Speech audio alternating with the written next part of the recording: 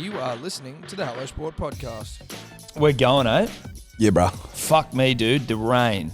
Yeah, she moist out there. She moister than an oyster, which is a saying that I've heard before. I'm not like...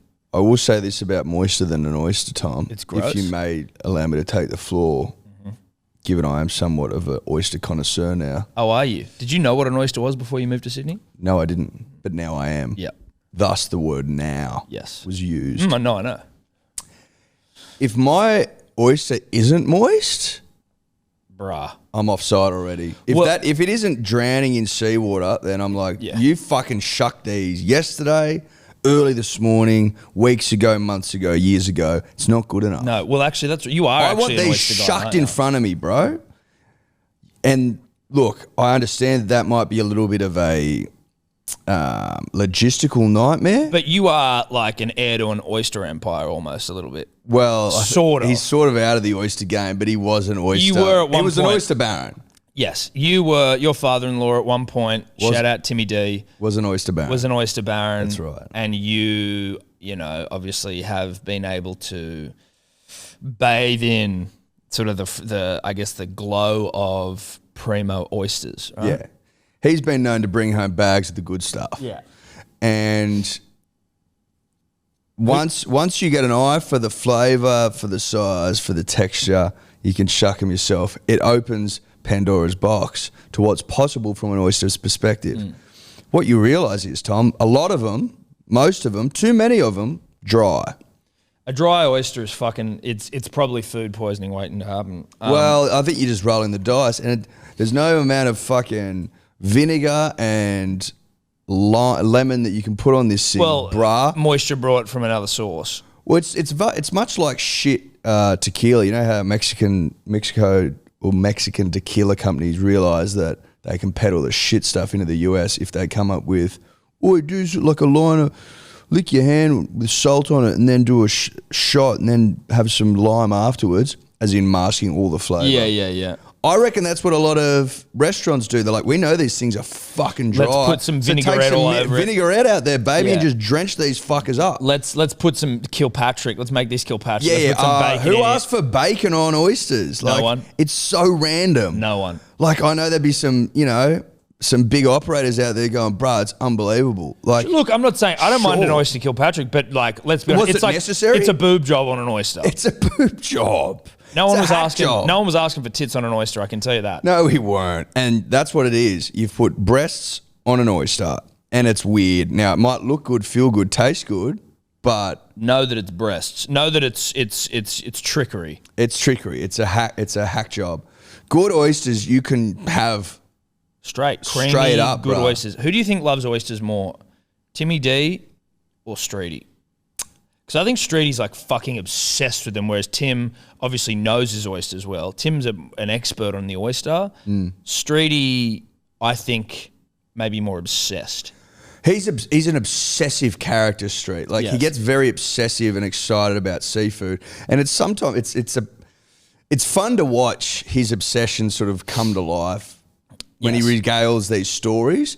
Like, he told me this story once where he was on this seafood restaurant, and he's like, "Fuck it," and bought a whole octopus, like a fucking octopus, like the head and everything, bro. I'm like, what the fuck? He's like, yeah, bro.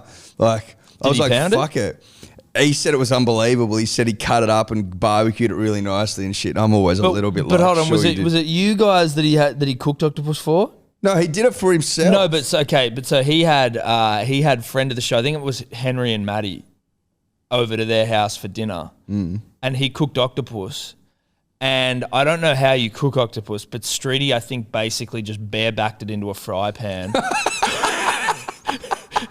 and like fucked it horrendously. Like, it became like a rubber. Like just a fucking eraser that you. Well, he was telling me this octopus he cooked was like first class. Well, but was he cooking it for other? If it was just for himself, then maybe he may have learnt. But he basically cooked this octopus so poorly, and then it was like a scene out of a movie from the way it was regaled to me. Was they all sat around the table and had to like chew into this absolutely like heinous rendition of like what octopus should be, because he literally just threw it on a fry pan or something and just fucked the whole thing. Because it can get rubbery quick, right? Yeah, like there's obviously an art to it. Streety, I imagine it's not just Streety is like a disaster artist. packing this thing into a fry pan on high heat, probably. No, exactly. Yeah. But also back to Streety with Oysters, he brought a bunch over to our place unshucked from that East 33 or whatever it is. Yeah. And I'm just watching him in my sink shuck him himself without a like whatever the glove is, and You just use a tea towel. You don't need a glove. whatever, dude. Do I trust Hamish with a knife jamming shit? And no, I don't. And rightfully so, because he cut his fucking hand open in our sink as he's like taking control of the oysters. And I'm like, dude, I can't be in the room with you and a knife and oysters. I need to be in the other room. And sure enough, from the other room, I hear like, oh, not a scream. Because Hamish is probably more about like, even if he's in horrendous pain, it's more about like, I fucked up. Don't want to let everyone know it's that bad. Especially because you probably already said something. Of course I do. You've got a funny dynamic where you're like trying to constantly keep him out of harm's way. I am constantly trying to keep him out of harm's way, and I know that it would probably greatly annoy him. It does. And I can't help it though. It does annoy him. Yeah, because I can see in his face, and I'm like, oh, careful. But the thing is, right, I know it annoys him, but I think that the amount of times that I have been either right or have saved him from like almost certain death outweigh the times where it's like, oh, righto, dad, calm down. Sure, mid-story. Yeah, I get it. Mate, it was doing my head in. Yeah, sure. But it's a good point. We've got to get Streety on. We will get Streety on. Hamish will come on for a yarn. In the not too distant future. In good time. Back to him cooking the octopus, and I could sit here and talk shit all day, but I felt like I needed to tell this story. Yeah. Was when we went to his lovely home in Barrow for the weekend. Streety was on breakfast. I already know. And, there's bacon out there, there's bread, there's eggs. They always do breakfast real good. They do really nice breakfast, really tip-top stuff. Streety's like... Streety took control of this one. He did, and he was like, you know what? Why don't we have some smoked salmon? We're like, fucking oath, dude, that sounds amazing. He's like, yep, sweet, I'll just grab it. So he's in there for a while. We're like, where the fuck's Streety with that smoked salmon? Next thing you see, he brings out a plate of smoked salmon that he's cooked on the fry pan. Just all the beautiful orange color had just been fried out of. No, it was like a cardboard box color. Yeah, it looked like so poached. bland. Like it was just like this poached, fried, fucking formally smoked and then salmon. He goes, we're like, mate, did you cook this? It's like, yeah. What do you mean? We're like, bro, it's already cooked. It's been smoked. He's like. Oh, my dad cooks it sometimes. No, he doesn't. No, he doesn't. No, he doesn't. Ken is not here to speak for himself, and you are fucking throwing him under the bus. What Ken does is cook fish. Yeah, I'm sure he cooks fish. No, he cooks fish. Doesn't fry smoked salmon, no.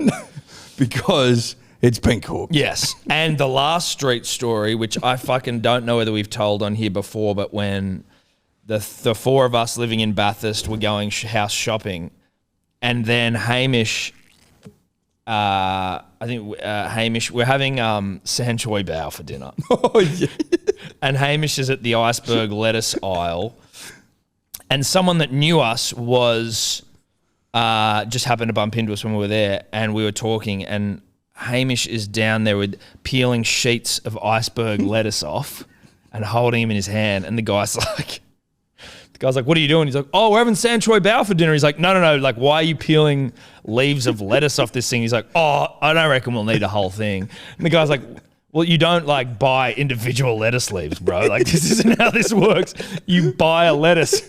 No. Aim's like, no. Comes up to the fucking checkout with a plastic bag full of lettuce leaves. And we're like, Hamish, this isn't how you do it, bro. You gotta buy Go get an iceberg lettuce. You gotta buy the whole You've got to buy the lettuce. You fucking idiot. Anyway, drive by, start to the potty on Mr. Street. Yeah, but look. Mate, he's a great. But punters and dribblers, that's what you can expect when the great man comes on. We're just wetting the whistle of the punter and the dribbler. That is not even scratching the goddamn surface. Nah. We're not even into the ink on a note. No. We'll be like, it'll be one of the longest podcasts of all time. Might have to be a double header. Might have to be a two-parter. Yeah. But we were saying it is moist. It's moist. Shout out to everyone who's doing it tough. Yeah, Dribbler sent us a message yesterday that I'm not 100% sure if it was in the Lismore area. I don't know my regions that well, but the Northern Rivers. Lismore. Lismore is the one where you've seen the photos. Yeah, where it's real bad. But he was saying that, Ballina's bad. Apparently Ballina's looking at once in a 500-year flood. I hear these terms, right, but I'm like, but it does, like, once in a 1,000-year weather event and all that, but it's like it floods quite often. So I'm just trying to work out the ferocity. How high it is. Yeah. But yeah, he was like, oh, mate, there's a lot of dribblers kicking around. Like he's like, I've seen a lot of people in their P's and D's hats kicking around, like fucking on their jet skis, like saving people, pulling people out of the house. And I'm sure there are shitloads more people than just P's and D's, but it was just the guy was like, a lot of people up there doing their bit and like helping people out. It's hard to really to really fathom how bad it is. Like you see these photos and you see like traffic lights just popping their head out above water and you're like, that's obviously insane, but I can't imagine what it was like to watch it get to that point. You're seeing sort of like the end result. I wonder how quickly because it breached the levee in Lismore. Yeah. And then it got up to like 14, 15 metres. I just like heard, when you see the McCafe sign underwater. Yeah. Those fucking McDonald's signs are high as fuck. Yeah. They want you to be able to see them from like, a few hundred metres away when you're driving on the road. They're the highest sign in the regional land. Towns. 100%. It's Centrepoint Tower and McDonald's M's. McDonald's M's are the Centrepoint Tower to regional towns. Correct. That's just the reality. That's just the reality of it. When I saw that, I almost fainted. I was like, that is so high. Like completely submerged. And you were saying this, I don't know if you were saying it, I don't know if you said it maybe before we were recording about it even yesterday, but just that idea that you and your old man, since we had this conversation and I gave you shit about it, I now haven't been able to stop thinking about it. But that you and your old man sort of talk about the sheer amount of water that is held in the clouds. So what we were saying is like... At one point. Yeah. Like, let's say I think there was somewhere got 700 mils in 24 700 hours? Mils in 24 something hours. like that? Second most ever, or since like the 60s. So they record water in the water gauge, right? Which is like, I don't know what that sort of... So it's usually just like a little like cylindrical thing, I think, and it's just the amount of water that falls in. But I don't know what sort of surface area they are registering, but it's small. It's tiny. It's not about the surface area. It's just about how quickly that fills up. No, but I'm saying like if they get 700 mils in one area, one tiny little area. Yeah. Like... Extrapolate that over, 10 kilometre radius or something. Like that is a disgracefully large amount of water. And it's suspended there in the clouds. It's fucking wild. Yeah, it's mind blowing. And then when you're like, and that when we were talking then about just like the 14 metre, 15, I think somewhere in New South Wales is 15, they're thinking the river's like 15 metres, they're thinking it's going to peak at. But just that amount of water sitting in the clouds. Is mind blowing. What's really fucked up? A lot of these places where it floods, homes aren't insured because the fucking insurance premiums are so high because they're in flood areas. Now I don't get it entirely around how like insurance companies need to I get that if you're in a flood area that your flood premiums are probably going to be a bit higher because it's prone to flooding, but like for them to be so high that people can't afford them, to me seems criminal. And then they just go, well, fuck it, we can't afford them. And now that's flooding. And they're like, well, now we are fucked. It's obviously just like they look at the risk profile and say that it's going to cost us more to insure them than it is not to. 100%. But what I mean is like... I get it, bro. It's fucked up. And you feel for these people. It's absolutely terrible. Especially if like... Imagine just seeing your whole house go underwater and all your shit. All your stuff. And then you don't know what you're going to come back to, and then you got to clean the fucking thing out. And then it might be, I don't know how, can houses stand up to that sort of? Probably the frames can. To complete submersion? Do you have to take all the insulation out of the walls? Like how, you know what I mean? Yeah, absolutely. I would just say that you probably would, wouldn't you? I don't know. Ella's sister left the door open, the window open in the car, and it fucking, subjected to a full bucketing. That's annoying. Like, well, yeah, that's just annoying. The seat's fucking drenched and like it stinks and like it's a big day and it's 3 days later and it's still not dry and it stinks and it's a lot. That's a window open on a car. Yeah. Imagine your whole business or your house going underwater, like a whole town. But not just that. They've got to pump water out of these. They've got to pump water out. But it also also happens regularly. So it's like you're having to do this shit. Like there was, again, listen to the radio, some guys like, yeah, it's my second flood in 12 months. I'm like, Jesus. Brisbane floods all the time. It's a city. Yeah. A big metropolis. Yeah. It flooded, 2011, 2017, 2022? It's like every 5 years. Yeah, I know. So that's why when it's like a once in a 1,000 year thing, I'm like, well, like, I mean, obviously the height of it, but like they flood bad. Yeah. They flood bad all the fucking time. Like, it's pretty hectic. It's very hectic. The world's hectic, dude, at the moment. Lot going on. But the floods have they've kind of like taken your mind off of. I was thinking about it. It's very extreme climate down here. If it's not a 10-year, 12-year drought, that's crippling everything. It's a bushfire that's never been seen before. Exactly. Or a drought. And then into floods. Yeah. It's like it's all happening. It's all happening. But thoughts and prayers with the punters and dribblers who are doing it tough, obviously.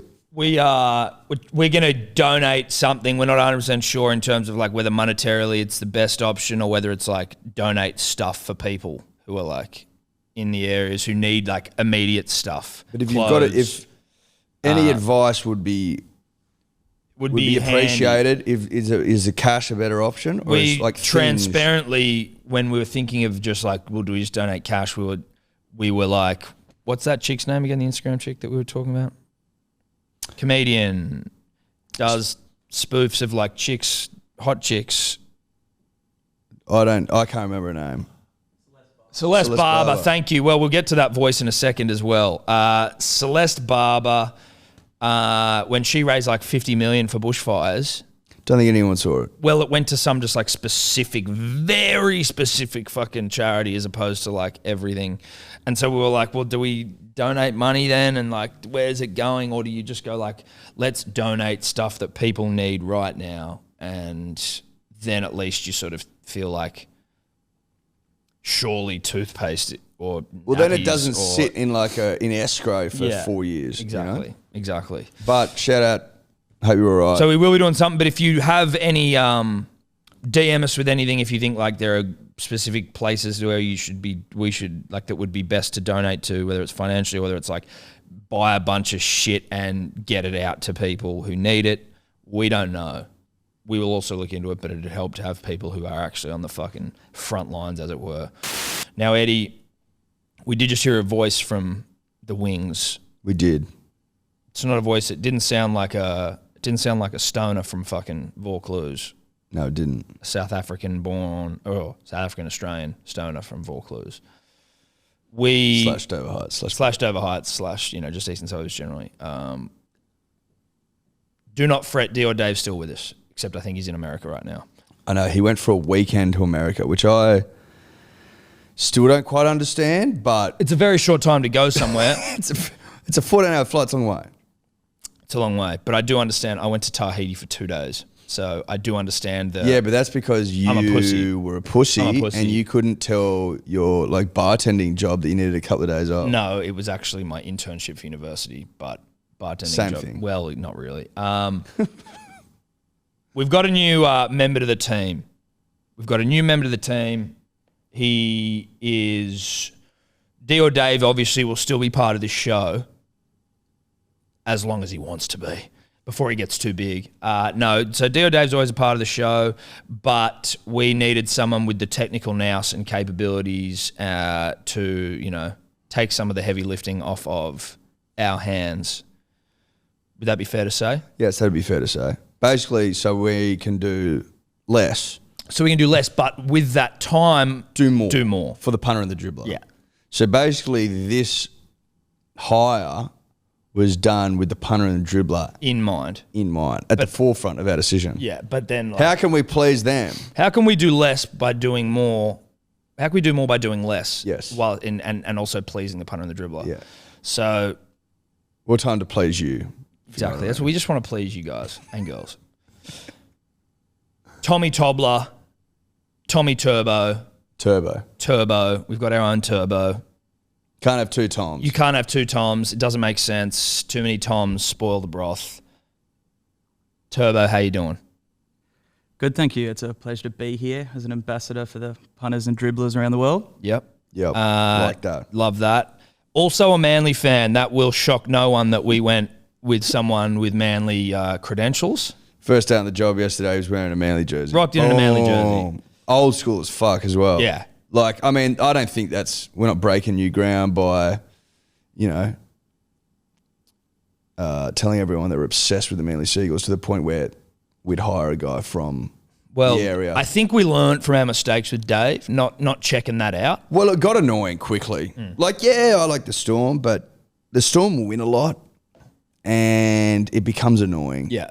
Especially when he's just fucking skipping around. Yeah. And then he's a turncoat, arrogant. Then we found out you're not a turncoat, are you, Tobler? Absolutely not. No, we did check that. Did we? I checked it. I was like, you go for New South Wales, right? But yeah, so we got Tommy on board. Welcome to the team, mate. Thank you. Just one thing, it's actually Tobler. Tobler. Similar to Toblerone. Oh, Toblerone, we knew that. Toblerone, we did know that. Yeah. We forgot it quickly. We forget very quickly. It was obviously one of the less important things you told us at the time, or it should have been more important. I can't believe we've got it because it was Toblerone. Yeah, but I mean, we were fucking drinking, so. Yeah, but I like Toblerone, so do you. So do I. Yeah, but I was thinking Toblerone. Some people call it Toblerone. Who does? Do you? No, As but in you I've do. heard Toblerone or Toblerone. You've heard Toblerone? Yeah. Get the Toblerone. Nah, it's always Toblerone. Eddie, you've got to understand that you are not the only person in the world, and that there is nuance and difference. Like some All I'm people, saying is I've never heard. have you heard of potato, tomato, Patron, Macron? Yeah, I get that. Macron. All I'm saying is I've never heard someone call it. I know. So what's up? What I'm saying Toblerone. that I have, You have? I've heard other. I'm not. You who? You have? Yes, I have heard other people that it exists out there. But so it's Tobler. But we'll just call you Turbo, and we'll probably call you Tobler. Big chocolate, reach out. Yeah, big chocolate. I can't promise you that I'll only call you Tobler. Yeah, I can't promise that I'm not going to get that wrong, but that's why Turbo's easier. I've been telling everyone your name's Tommy Tobler. Tommy Tobler. It rolls off the tongue easier. It's way easier to say. I also and you need to understand that if something's easier to say, that's usually the where route my we'll take. mind is going to go. Yeah. Tommy Tobler, hard. Or it's Tobler. Tobler. Now, I think your mum started following us on Instagram last night as well. Not me personally, but the page. So shout out to Mama Tobler. She followed me personally. Tobler. Did she? Well, that's disappointing for me. I'll have a word. Yeah, have a word. Thank you. But that's sort of, I guess, where we're at more generally. It's a bit of housekeeping. That's housekeeping. More We housekeeping. do have live show next Thursday night, 10th of March, DY Hotel, us, Bloke in a Bar.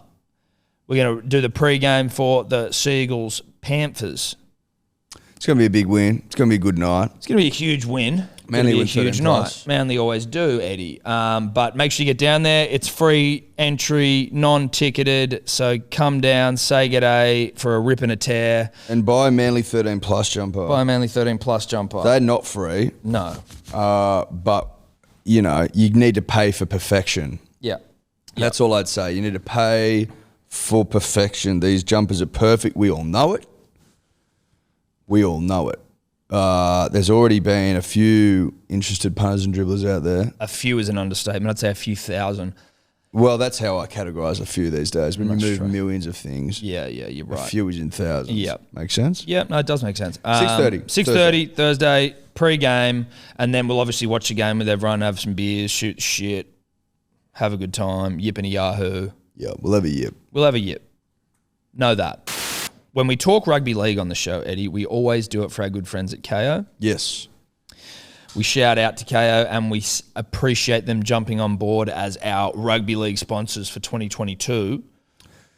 Mate, they're the best in the business. They are the best in the business. Ad-free during play. Great commentary team. Dan Ganane of Goodbye fame. Corey Parker, middle third. Michael Ennis of... Doesn't mind, speaking over people fame. But a brilliant commentator. Vossi of Hyperbole fame. That's right. That's the greatest thing I've ever seen. Yeah, on Vossi every single. that's the greatest pass I've ever seen. Yeah. That's the greatest pass I've ever seen. Yeah. Imagine if he said that in a whole set of 6. That'd be a lot, but I'm sure it's not too far off. I'm sure it'll happen in the first set of the first game of the season. I would like to. I think you would like to. I think we'd all like to. I think it's important that we do, despite the fact that the Melbourne Storm themselves not a team we like to get around.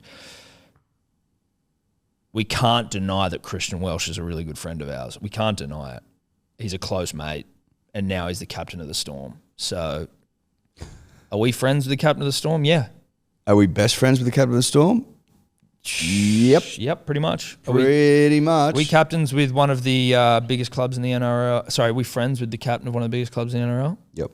Pretty much. Is he buying us tickets for Origin this year to sit with his family? Correct. That's because we want to bet with him. Does he inbox us all the time? Does it get a little bit annoying? Well, I mean, look, I think we also inbox him as well late at night. After a couple of drinks, we're in there saying, "Hey, bro, what's up? How you doing?"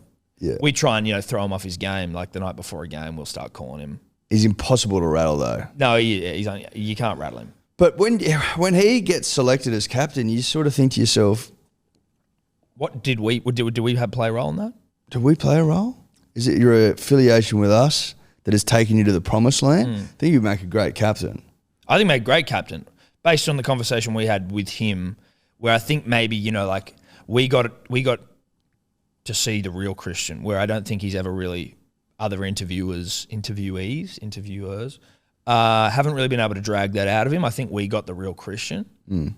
And I like the real Christian. Said it before, makes it hard to hate Queenslanders. It does. Well, I think Craig saw that interview and went, "Oh, that's the real Christian. I think he's captain material." Yeah, I didn't know that of Christian before I saw that interview. He's been so cagey, so reserved, so insular. I've never seen him sit with the walls down. I didn't like see that. exactly. And those Hello Sport boys took the walls down. Yeah. And I didn't think it was possible to take those walls down. The walls have been taken down, and now that the walls are down, he's ready to captain. I see a captain. He's ready to captain the club. That's right. There's no coincidence there. He's ready to captain the club to a preliminary semi-final where they get knocked out by the Manly Seagulls. Yeah. That's or a grand final where they lose to the Seagulls, but he's ready for that. He's ready to lose a grand final. He's ready to lose captain a losing in a big side. game. Yeah, he's ready to captain a losing side. That's right. Against Manly. That's right. We're excited for him. And you know what? No better man to get the boys back off the canvas to go again and lose again to Manly in a big game. It makes us, I think that works. We are, as friends, really excited for him to achieve almost all of the success that he wants as a captain. And if Queensland captains next and they lose series after series after series, 2-1, 2-1, 2-1, but you're close. But he's captain of the state at least. And you're close. Yeah. You're right there. You're right there. Like you can reach out and touch it and then you can't actually touch it. No. Like you go out to touch it, but you can't touch it. Because he's won comps and we were happy for him as a friend that he's won comps. Yep. We're happy for him as a friend that he's won Origins. But we are also, But those times are gone. Yeah, they're gone. As a captain, you'll get close. You'll get close. You might go down as one of the best captains to never win anything. As a captain. Yeah. And we'll be happy for you. Yes. As friends. So congratulations to Christian. Very deserving and no need to thank us, but if you do, obviously, you're welcome. And you know our P.O. box, and if you don't, we'll send it to you. We'll send you the P.O. box. You don't have to get us something nice, but if you wanted to get us something nice, we like tequila, we like whiskey. Dom Perignon. Something with 3 zeros. You could get something with 4 zeros if you wanted. It's up to you. I mean, look, generosity, the level of which you want to show generosity is up to you, but obviously you know our taste. Clint Gutherson, Eddie, of leading man good looks fame, of one shin tap fame, which seemed shocking on a man that good looking, it has come to our attention actually rocking the double shinny. Was he always rocking the double shinny? No, dude. I think the double shinny is a development. Is that new? Is that an off-season purchase? I think that's an off-season purchase. Is he the first double shinny you've seen on a man that looks that good? He's going to have a good season. Yeah. He's going to have a good season. If he's in a double shinny mindset, if he's in a double shinny place mentally, he's going to have a fucking good season. Now, we know who he plays for, so that's disappointing. It's for him. For him. Former Manly player. But they'll give it a red hot crack this year based on what I'm seeing with the shin work. There are a lot of people saying that the Eels are their favourites to win the comp. But they say a lot of people say that a lot of the time. I would say this, Tom. I would say this.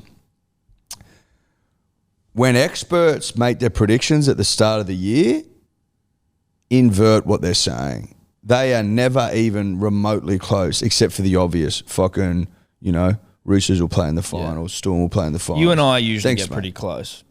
Like, Sterlo, one of the great rugby league minds of all time, I remember for years in a row, he would just be so wildly off the mark. Well, he's often always saying Parramatta, which is why that happens.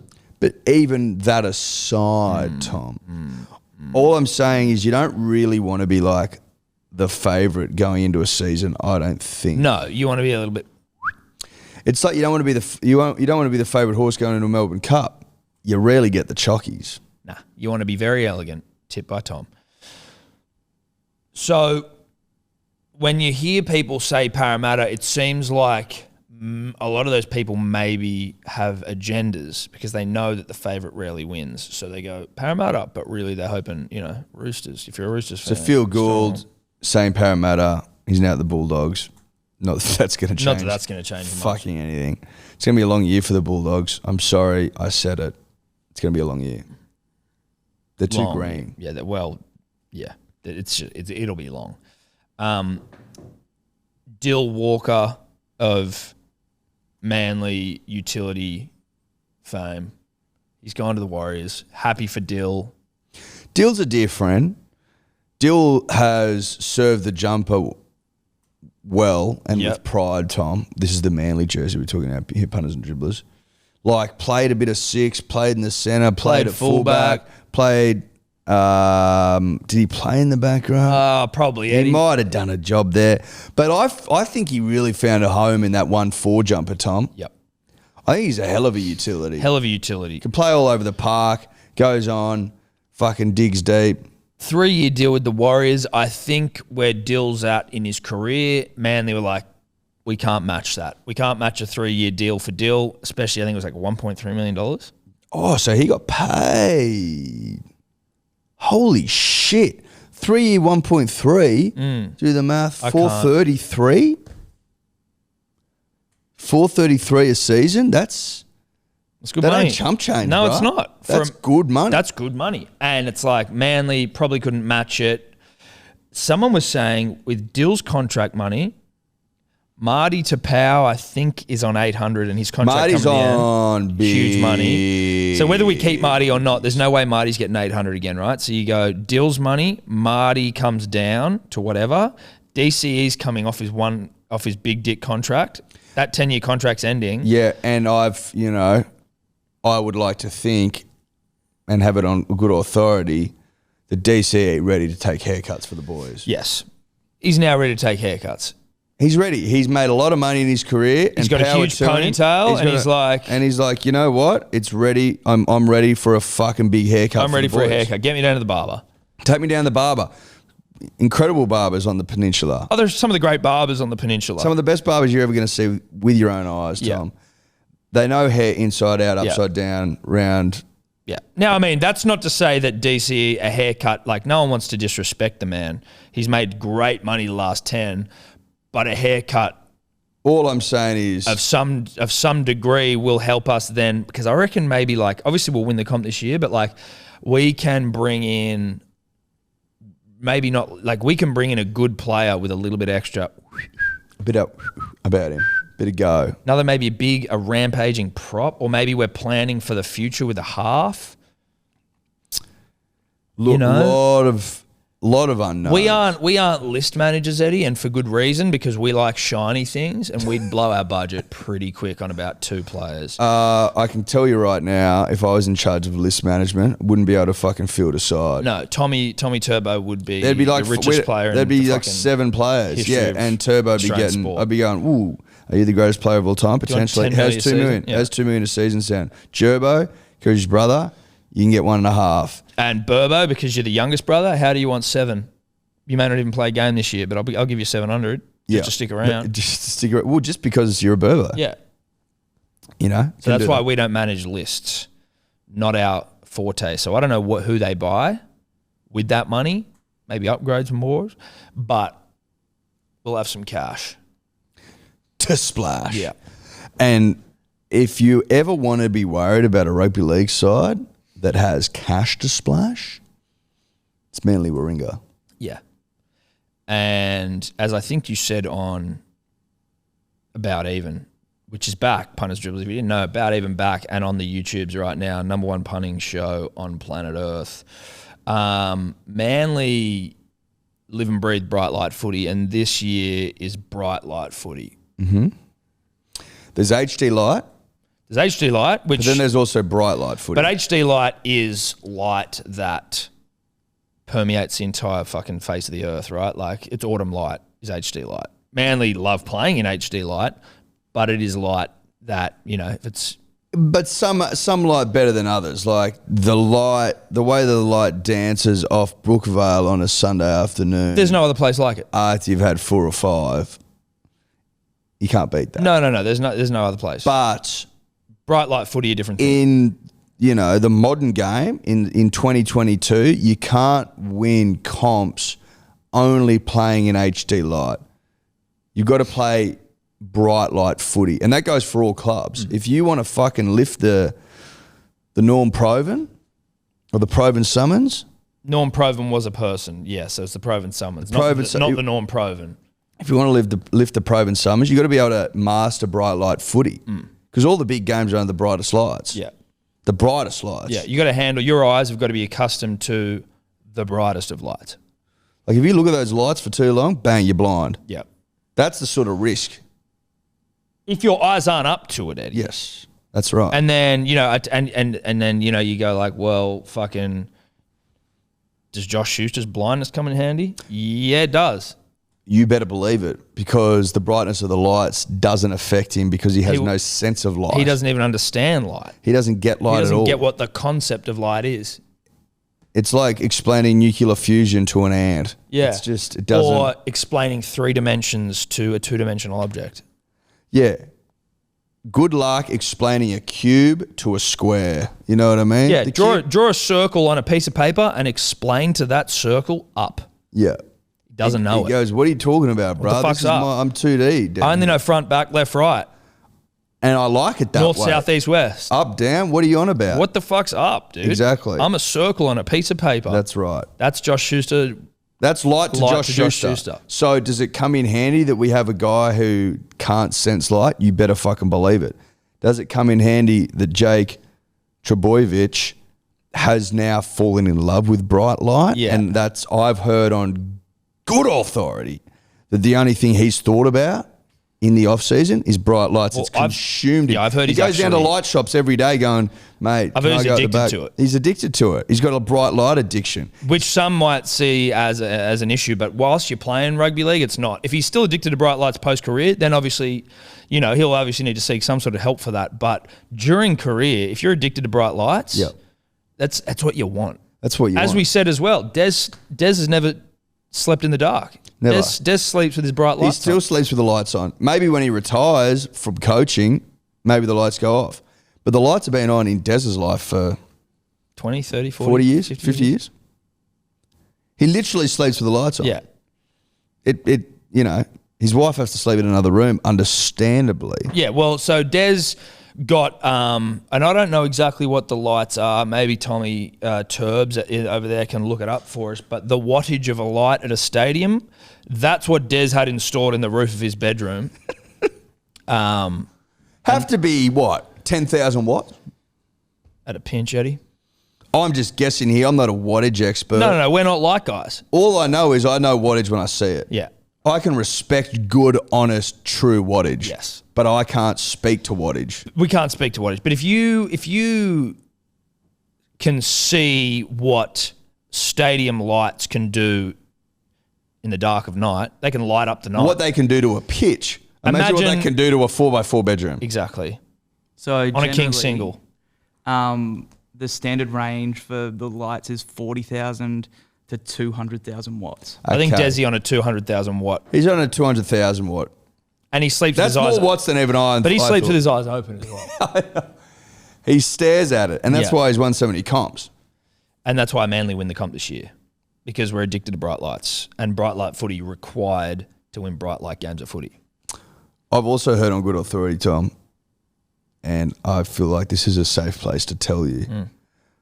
Apparently the wattage have been upgraded at Brookvale. It's like it's time. Oh, so they've got some fresh bulbs? We're fresh bulb up there. That's good. Because, you know, sometimes you get new bulbs and you go like, fuck, is this dimmer But it was as in part here? of the new Renos. They're like, we need brighter lights here.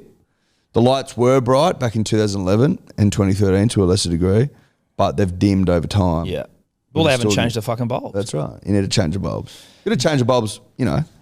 You don't wait for the light to go out before you change a bulb. That's a real misconception in the light game. And if you speak to someone like Des, he'll tell you. And Des was like coming in here going, bruh, I can barely see, these things are so dim. Put it this way. I've never had a blown bulb. Because I can tell just by looking at a light whether she's ready to go or not. Yeah. And if it is, sub it out, sub it in. Get her down. Get me some new bulbs. Is that rugby league? I think it might be. And as always, thank you to KO for their support. Have you heard about this Cain Velasquez situation in the UFC? No. He's been arrested for attempted murder. But it was, I believe, he was trying to kill someone who had allegedly molested one of his family members over 100 times. So he's tried to shoot this guy to death. And fail. I don't think he killed him, but I'm not like. Can you just have a look? Try to find some details, Tommy. Holy shit. Yeah, Cain Velasquez. but you're like, it's a difficult one because I'm like, that's such a mitigating circumstance. If you just try and kill someone, or if you're trying to rob someone, or if you're just a murderer, like, but if someone's fucking molested someone, or been doing it for an extent, that's exactly what you'd want to do. No, I get it. I can sympathise with Yeah, you. like there's laws. I get there are laws, and you can't just go around trying to kill people. But I get all that. I get that he needs to be arrested. I understand. he's facing up to 20 years. Like that to me. Well, because there's minimum sentences. Yeah. And it has to the judge can go, oh, that's pretty fucked up. So you get the minimum, but the minimums are still massive. Yeah. You know? But like, it just doesn't seem fair, does it? It's not fair. I don't think, life's not fair though, right? No, but like. I get what you mean though. Yeah. It's so fucked up. It's like that guy who I don't know if we talked about it on here, whose his daughter was sold into sex slavery by her boyfriend, Yeah, and the and guy tracked him down, Taken style, tracked her down, rescued her, then tracked down the guy and Killed him.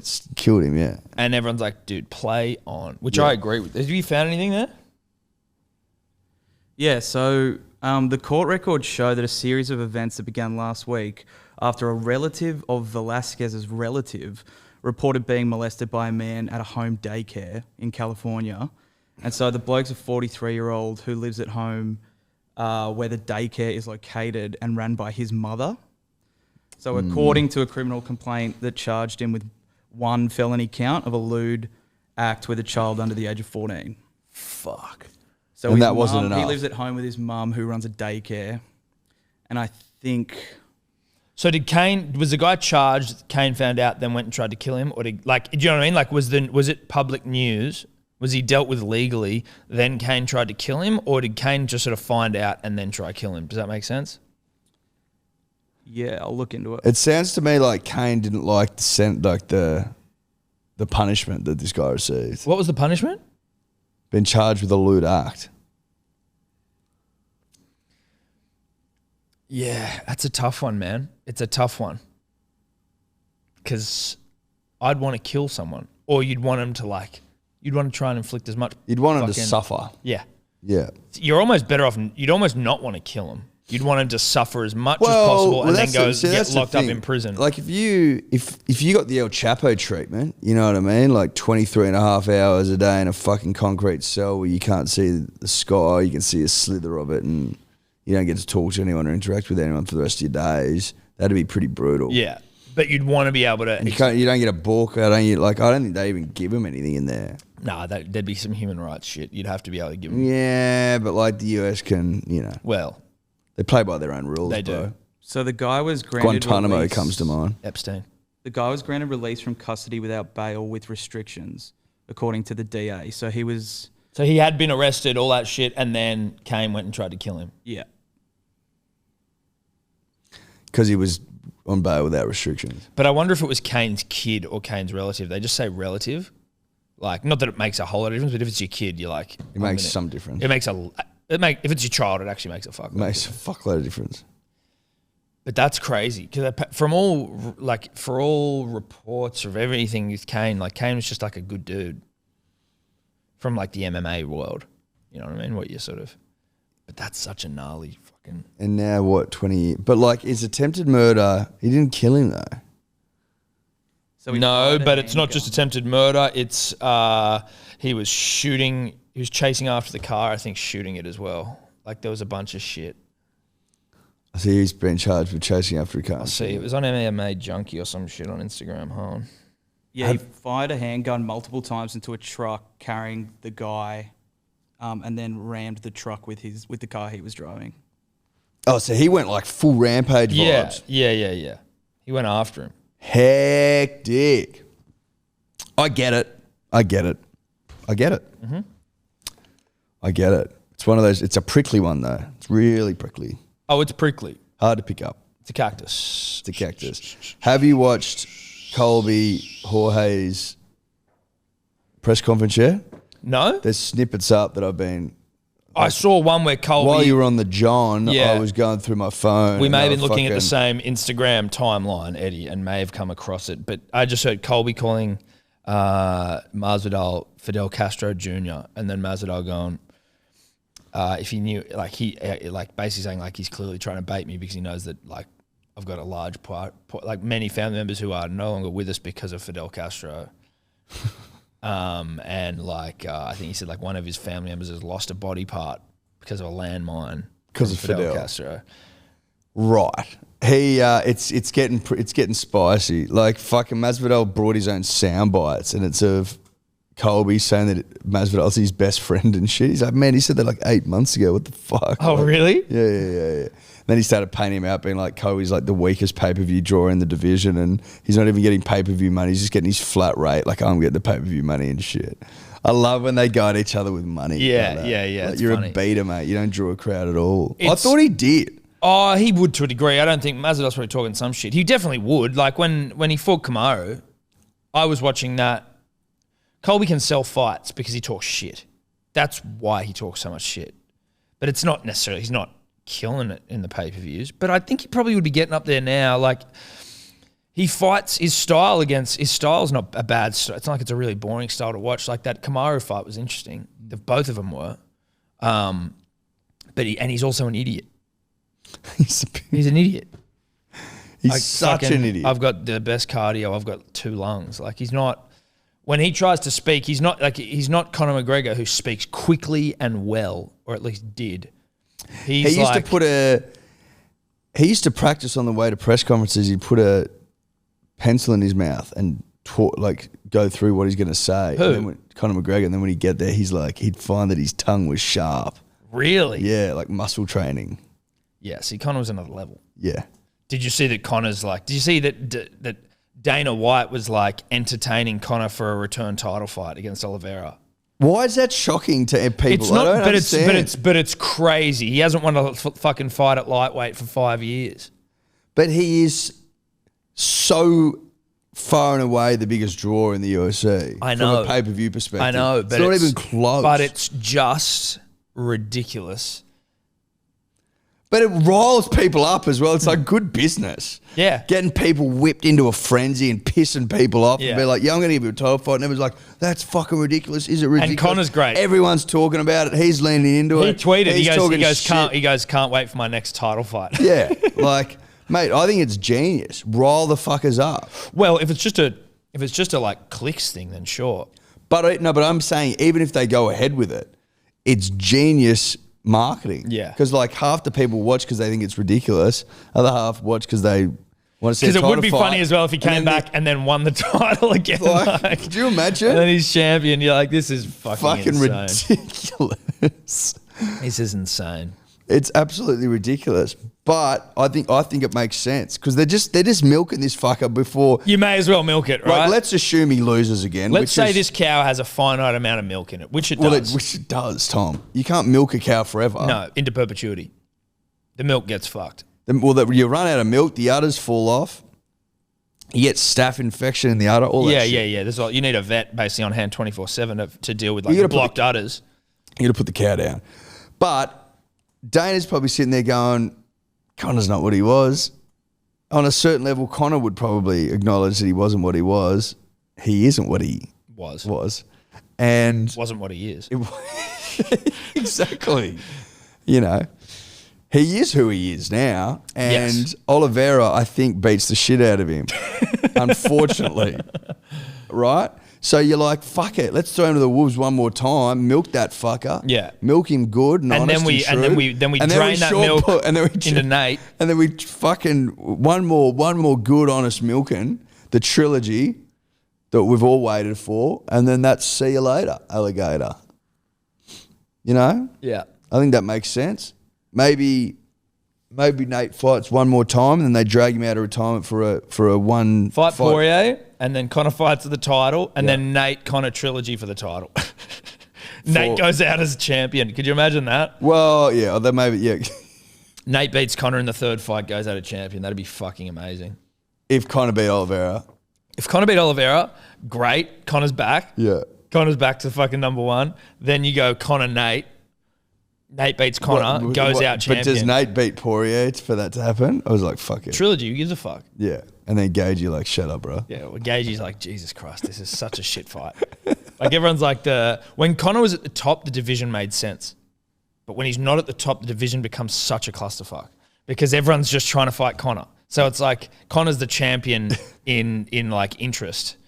And pay-per-view Yeah. and money and like... So it's like when he was champ, it was like, okay, well now the next person. I mean, he never fucking defended it. Even when he wasn't the champ, when he was a contender still, like a justified contender. Now that he's like fucking ranked 7th or something and you're just like, okay. But then he can come in and just like fight whoever he wants. So even if you're like the number one contender... That's what I and you're mean. It next in just line- no longer makes sense. So it's like, oh yeah, you're the number one contender. No one cares. Stiff shit.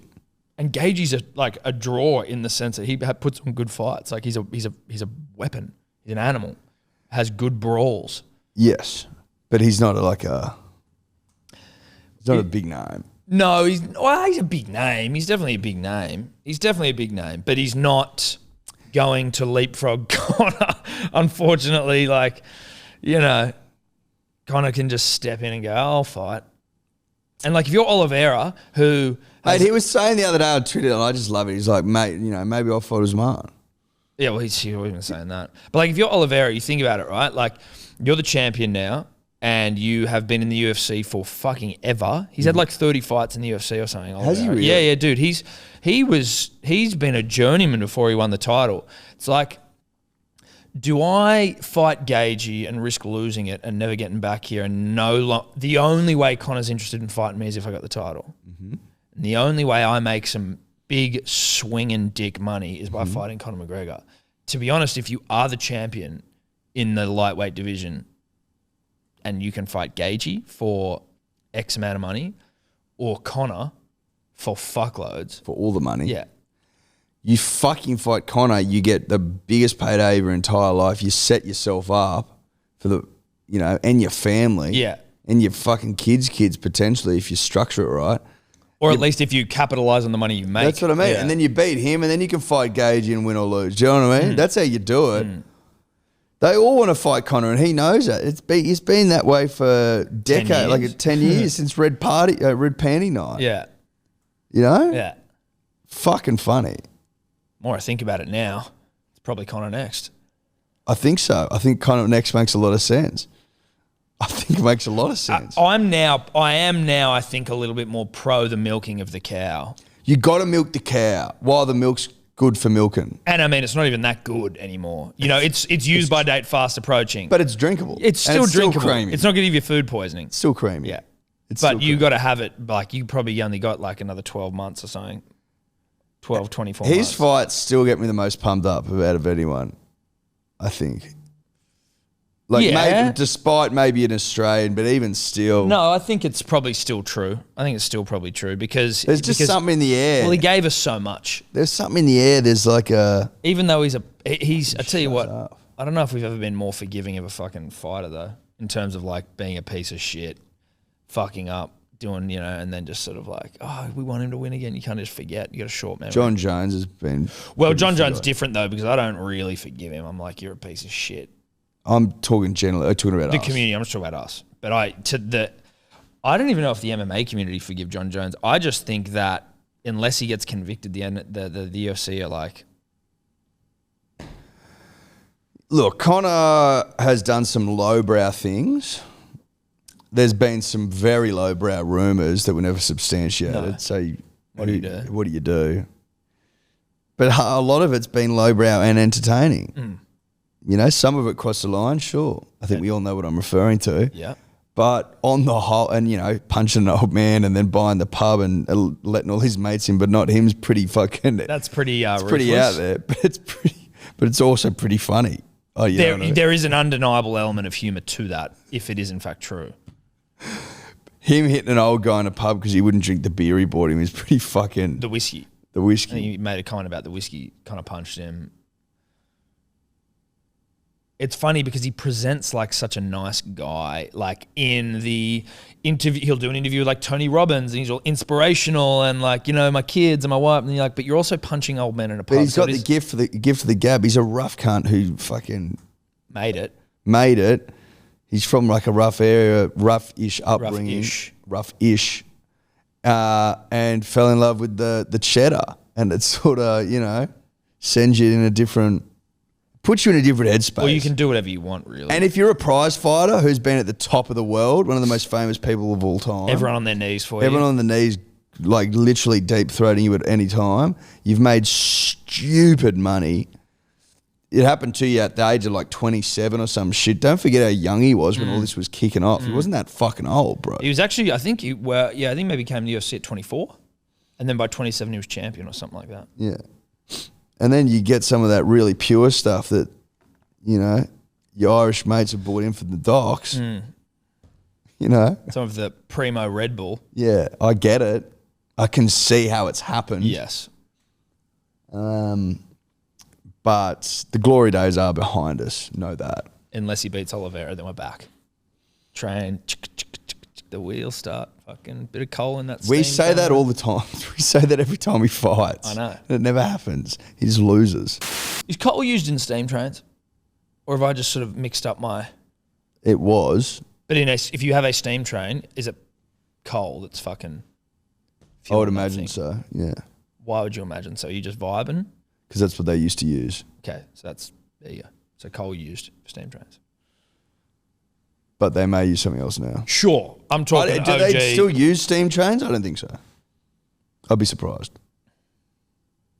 I wouldn't be that surprised if there was still a few steamies knocking around. I bet it's more like, let's go get the steam train this weekend. Yeah, you know what I mean? yeah. Like, let's go down to Let's bloody... go the family. Let's take the family down to Berry and hop like on the Zigzag Railway in Lithgow. Yeah. And, you know, you go there and you realise it's pretty No, lame. thank you. Shout out to the Zigzag Railway. Hey, which is shout out. No longer with us. Oh, Vale. I think they shut it down and then I think it burnt down. The bushies. In the bushies. But there was a hotel, there was a motel rather, in Lithgow called the Zigzag Motel, I think in honour of the Great Zigzag Railway Valet. Was it a zigzaggy or just a zigzag? It went like it zigzagged down. Okay. And then came back up. I don't know if it had practical benefit once upon a time or it was always just a tourist attraction. Probably the former, turned into a tourist attraction later. But at the Zigzag Motel in Lithgow, one fateful winter morn, it's the first time I saw snow. So there you have it. Really? First time you saw snow? You don't get snow in the Bow? No. It's not low. It's too low. It's too low. Is it flooding out there? Too low in the Bow. Is the Bow too low for snow? Bow's too low for snow. Doesn't snow in the Bow. Is it flooding in the Bow? It's not flooding in the Bow, no. My mum, it last flooded in the Bow in 2010 or 11. 10 or 11. When you talk about first time seeing snow, on my birthday cards for my entire life, basically for my mum, she'd always start it with like, this day 6 years ago, this day 10 years ago, on a snowy barrel morning, you were born, blah, blah, blah, and then a nice little sort of spiel. Mm-hmm. Didn't snow the day I was born. So it was all bullshit. She got it confused. That was my brother's birthday. But she wrote it on yours. She wrote it on mine. Turns out, did not snow when I was born. She doesn't even fucking remember. But it snowed for your brother? Yep. Not for you? Not for me. I think we look back at old family videos. Does she still write that? Yeah, now she does because it's a joke. Right. But how long did she write it for when it wasn't? Bro, we only found out a couple of years ago. Right. Yeah, so it's rocked the family. It's rocked. And you thought it was really cute? Well, I didn't. Did she write it for Will? Did she write it for Will? Don't know. The snowing thing? I don't know, dude. I just know that I got snowy barrel morning. Now, not a snowy barrel morning, but barrel did snow a lot, so I got to see snow pretty early on in the piece. Days off school for it and shit. Snowmen in the backyard. All women. Not enough snow women. I will say that. Not enough snow women. Well, aren't they gender neutral? Because usually you not if you're called a snowman, you're not. Yeah, but is it sort of like a human? No. Well, no, it's a snowman. But you know what I mean? It's not like you're putting a penis on it. Well, I'm not asking you to put genitalia on anything. It's about the verbiage. Well, what would you snow person? Yeah. Yeah, that's what I think it should be changed to, snow person. Or if you're going to make a snowman, make a snow woman and get some like leaves from the trees and give them some long hair. Or give them some short hair, but call it a snow woman. Long hair, not necessarily the hallmark of a woman specifically. Then you're getting bogged down, buddy. I'm just saying. Think you're getting bogged down. I'm not getting bogged down at all. It's people can make snow women if they want. I think they should. They're allowed to, bro. They are, and I hope they do. If you spent your life making snowmen, that's on you. That's on you. Yeah, good luck sleeping at night. This is where we get to on the Thursday pod. Yeah, and at the end of a Thursday pod. Debating the hot topics, things that matter. That's where you'll find us. That's where you'll find us. As we said, please reach out with just some places where we might be able to donate. If it's cash, it's cash. If it's things, it's things. But let us know where the best places are to do it. That'd be helpful. Just shoot us in the DMs. About Even Back, as we said, on YouTube and on podcast. Very well received. Of course it is. People mate. are foaming at the mouth. Foaming at the mouth, at the dick, at the bum. At the bum, at the dick. At the mouth. At the mouth. Welcome to Tommy Tobler. Of Tommy Tobler fame. Of potentially descendant of the Toblerone dynasty. Yes, of the Toblerone. Didn't like that, so took the one off the end. Yeah. Now he's just a Tobler. Tobler. Also known as Tobler. Also known as also Turbo. known as Turbo. If you want to email him, you can at Turbo at hellosport.com.au. So send him an email, say good day. Say welcome. Live show next Thursday, 6:30, DY Hotel. Not DYRSL. Not DYRSL. Not DYRSL. DY Hotel, Hello Sport, bloke, Manly pre-game, then Manly win. Jumpers will be there. Buy a jumper. Get a jumper. Support the cause. Support the cause. Support us. Manly 13 plus. If you support us, we support you. Support the cause.